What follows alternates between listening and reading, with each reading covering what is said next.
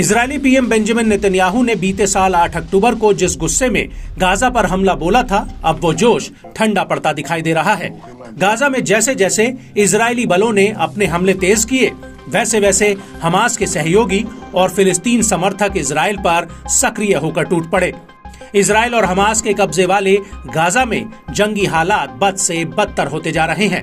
Israel Hamas युद्ध की आग अब पूरे मिडिल ईस्ट में भड़क चुकी है। युद्ध हर बीते दिन के साथ और गहराता जा रहा है।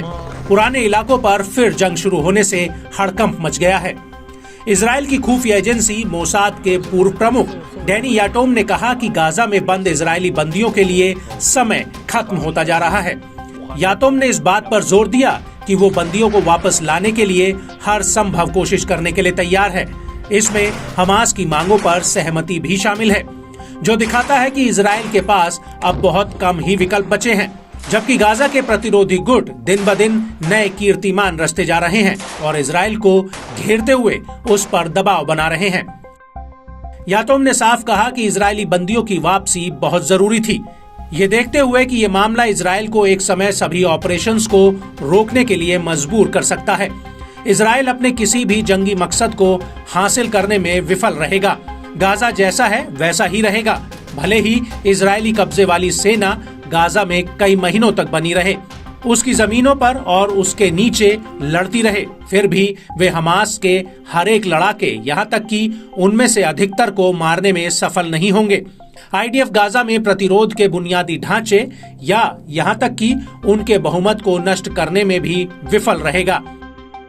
मोसाद के पूर्व प्रमुख ने खास तौर से इस बात से पर्दा हटाया कि कैसे अल कासिम ब्रिगेड ने तेल अवीव में रॉकेट लॉन्च किए।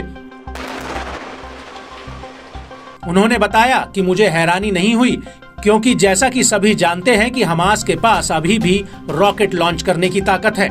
इजरायल की जमीनी और हवाई कार्रवाई के 7 महीने गुजर जाने के बाद भी हमास वापस इजरायल पर हमला करने की कुव्वत रख अपने फौलादी हौसलों का प्रदर्शन कर रहा है।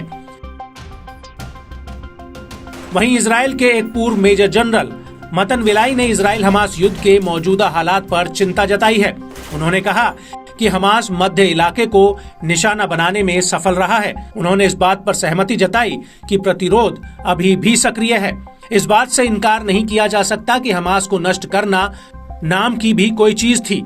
विलाई ने हमास को नष्ट करने की बातचीत को खोखली बातें बताया, जिन पर इजरायल में बड़े पैमाने पर बातचीत की जाती है, मगर ये उस घटना का हिस्सा है जिसे हमें सहना होगा। इजरायल के पूर्व मेजर जनरल ने माना कि हमास ने रणनीतिक रूप से अहम रफा में खुद को मजबूत किया है, खास योजना के तहत ही इजरायल पर हमलावर है।